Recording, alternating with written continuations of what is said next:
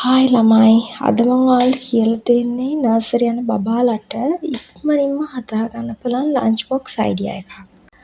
අල ගෙඩියක් අරගෙන ඒක ග්‍රේට් කරලා අයිස් වතුර එකට දාගන්න.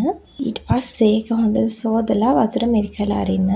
බිත්තරයක් අරගෙන ඒක කඩලා ඒකට salt and pepper ඇඩ් කරගන්න. වාජනයක් අරගෙන ඒකට ග්‍රේට් කරපු අල දාගන්න. ඊට පස්සේ ලුණු, ගම්මිරිස් අවශ්‍ය ප්‍රමාණයට දාගන්න. ගසාගත්ත බිත්තරයත් ඒකටම දාගන්න. කෝර්න්ෆ්ලවර් තේ හැඳි 2ක් එක් කරගන්න ඒකටම. පාන් පිටිත් මෙස හැන්දක් එකතු කරගන්න. දැන් මේ ඔක්කොම හොඳට මිශ්‍ර කරගන්න. මේ කෑම එකේ රසය තව වැඩි කරගන්න අපිට පුළුවන් මොසරෙල්ලා චීස් එකතු කරගන්න.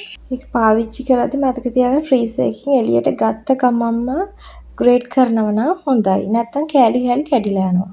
මුලින්ම පෑන් එකක් අරගෙන ඒක රත් වෙද්දී තෙල් ටිකක් දාලා ඒකටම බටර් ටිකකුත් දාගන්න. ටිකක් රත් වෙගෙන එද්දී ඒකට අර බිත්තරයි පාන් පිටි දාපු මිශ්‍රණය ඒ පෑන් එකට දාගන්න.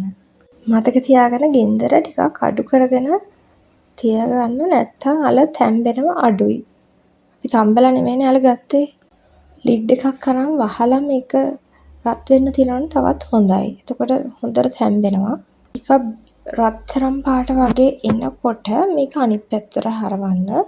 ඊට පස්සේ අපි ග්‍රේට් කරගත්ත චීස් ඒකට උඩින් දාගන්න.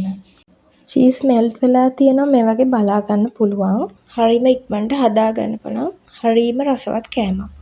මේ වගේ වීඩියෝස් බලන්න ඔයාලා කැමති නම් මගේ channel එක subscribe කරන්න. අලුත් වීඩියෝස් වලින් මම ආව හම්බ වෙනවා. Thank you. See you soon.